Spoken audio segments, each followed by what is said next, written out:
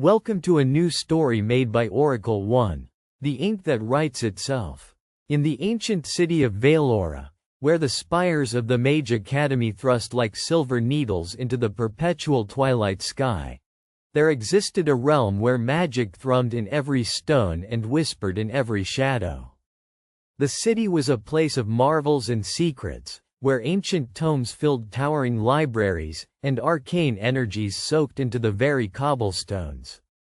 It was here, among weathered scrolls and flickering candles, that Alara, a keen-eyed student of the mystical arts, found herself entangled in a discovery that would challenge not only her understanding of fate but the very fabric of reality itself.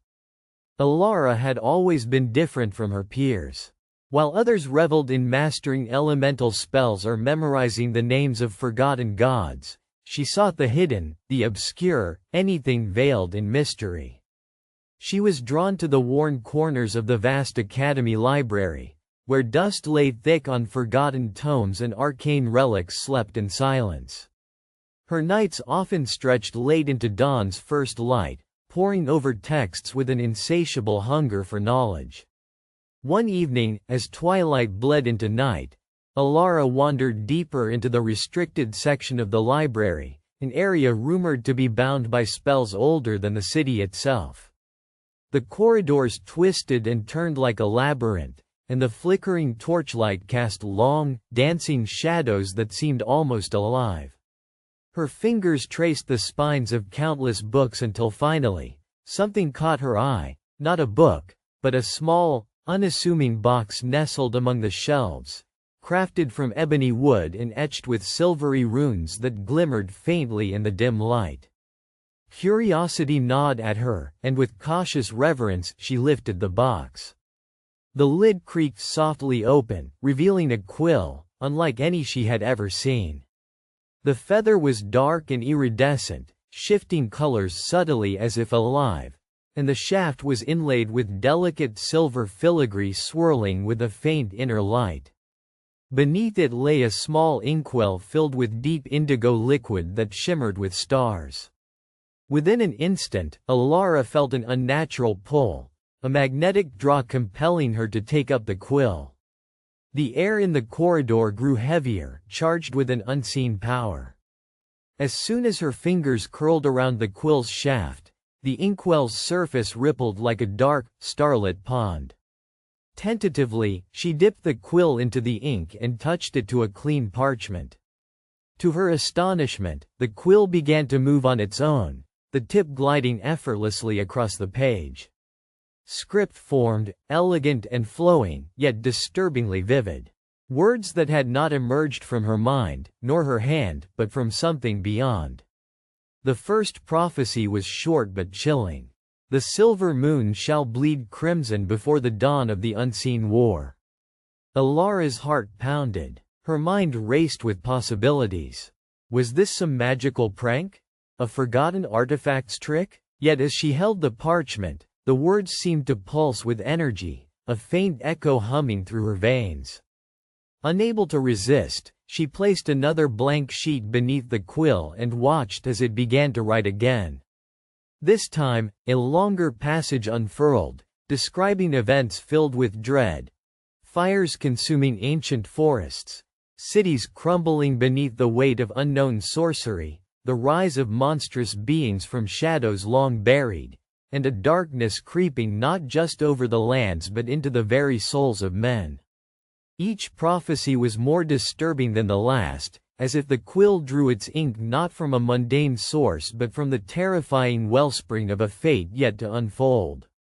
Alara's nights became consumed by the quill's writings. Sleep fled from her eyes, replaced by a growing conviction that these prophecies were not idle fiction, they were warnings. Desperate for understanding, she sought the counsel of Master Thauron, one of the oldest and wisest magi in the academy, whose silver beard and slow, deliberate speech commanded respect. She pooled her courage and brought the quill and the darkened sheets to his study, where candles flickered against walls lined with the knowledge of centuries. Thauron's eyes narrowed as he examined the quill and the writings, fingers trembling slightly as he traced the inked words. "This is the quill of Vorendless," he whispered, voice heavy with reverence and fear. "Few have ever encountered it, and fewer still have survived the knowledge it imparts." "The quill of Vorendless?" Alara echoed, the weight of the name pressing into her mind. "A relic of the ancient seers, cursed and bound in sorcery," Thaurin explained.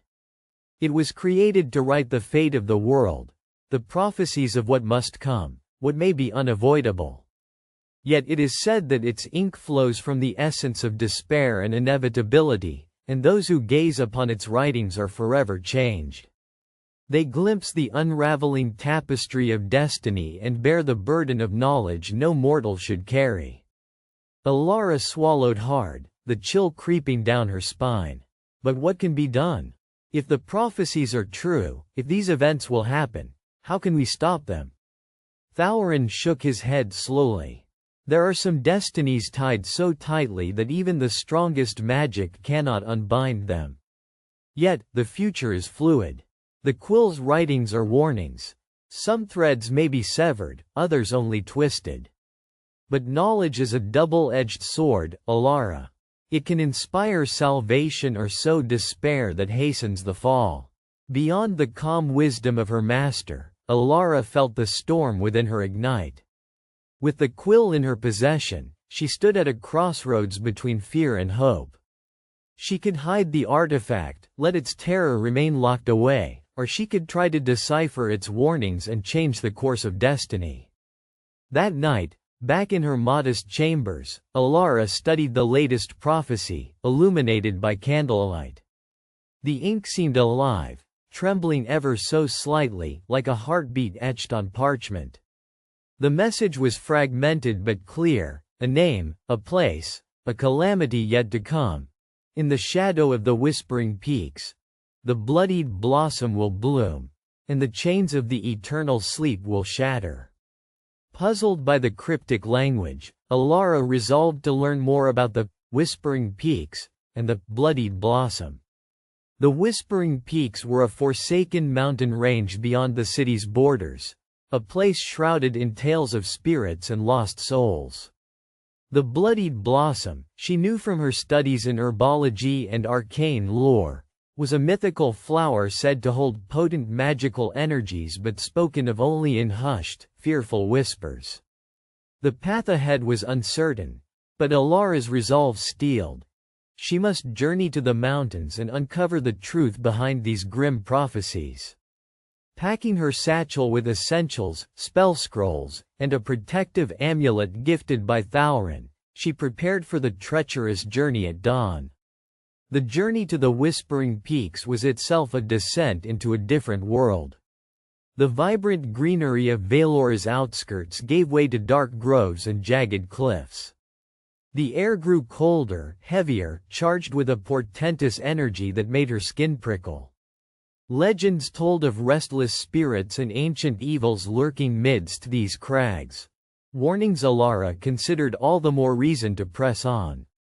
When she finally reached the foothills of the peaks, an eerie silence enveloped the landscape.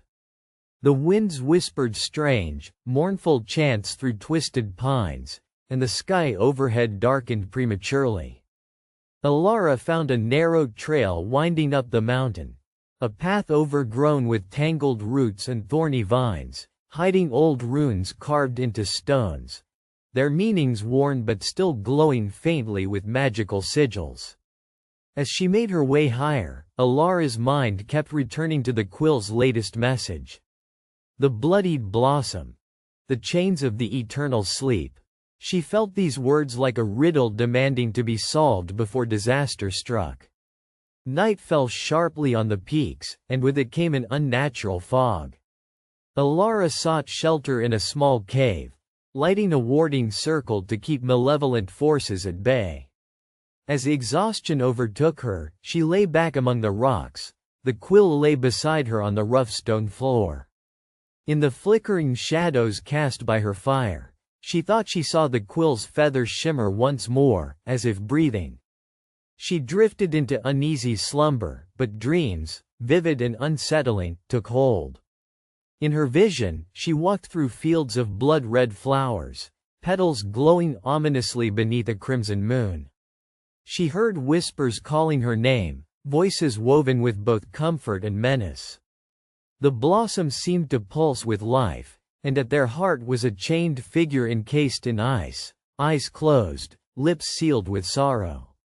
Suddenly, the chains shattered, a shockwave of dark energy rippling across the fields, turning the flowers to ash and setting the sky ablaze. The whispering voices became screams, echoing as the vision dissolved into darkness. Awaking with a start, Alara found the quill in her hand, still warm, ink dripping onto her palm as if it had written a message in the dream itself. Summoning her courage, she pressed on deeper into the mountains, following ancient markers that corresponded to the runes she'd seen. Eventually, she entered a hidden valley bathed in unnatural twilight, where the bloodied blossom grew in profusion. The flowers bled a crimson sap that glowed softly in the falling dusk. At the valley's center stood a massive, jagged throne carved from black stone, entwined with chains of shimmering silver. And there, entombed in magical frost, was a figure whose features were both familiar and strange, cloaked in robes embroidered with constellations. Alara felt a sharp pang in her chest as memories fluttered through her mind like tattered leaves. This was the legendary seer Vorendless, the very mage who had created the quill long ago, bound by a spell to contain an ancient darkness. As she approached the throne, the quill in her bag began to resonate, the inks glowing with urgent blue fire. Alara pressed the quill to her palm and realized then the unsettling truth. The quill was not simply a tool for writing fate. It was a sentinel, a conduit linking to the imprisoned seer's consciousness. Each prophecy was a cry for help, a warning from Vorendless trying to reach out through time. Alara's decision crystallized. The chains of eternal sleep were the very bindings that held Vorendless captive, preventing the darkness from claiming Valora and beyond. But the impending, unseen war was rooted in the fragile balance between containment and freedom. With knowledge entrusted to her by the quill and seer, Alara devised a plan. She would attempt to break the chains, but only enough to awaken Vorendless, not release the darkness. It was a perilous gamble, one that risked unleashing greater evil or dooming the city. Drawing on her deepest reserves of magic, Alara began the ritual, chanting incantations taught to her by Thaurin, weaving threads of light through the enchanted frost. The air hummed with fury, shadows thrashing to resist the spell. As the final chains dissolved, Vorendless's eyes sprang open, aglow with ancient power and infinite sorrow. The seer lifted a trembling hand, and the valley quaked. "You have freed me," Vorendless spoke, voice like the rumble of distant thunder. "But beware, for the darkness conforms to the shape of its prison.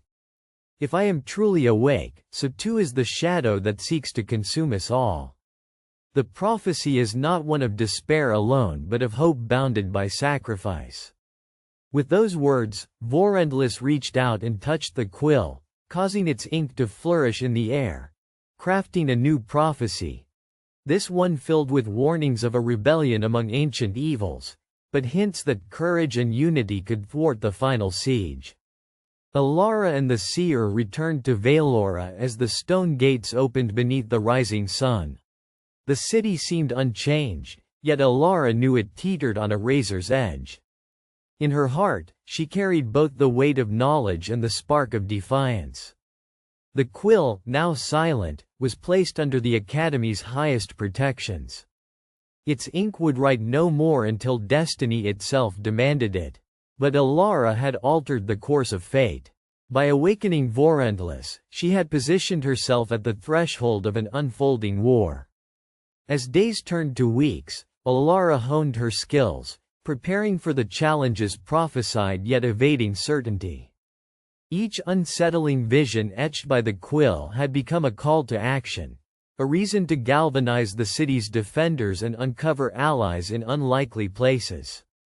Though the ink no longer wrote spontaneously, the quill remained alive with latent power, waiting for the moment when the ink would flow again, when the next prophecy would be needed.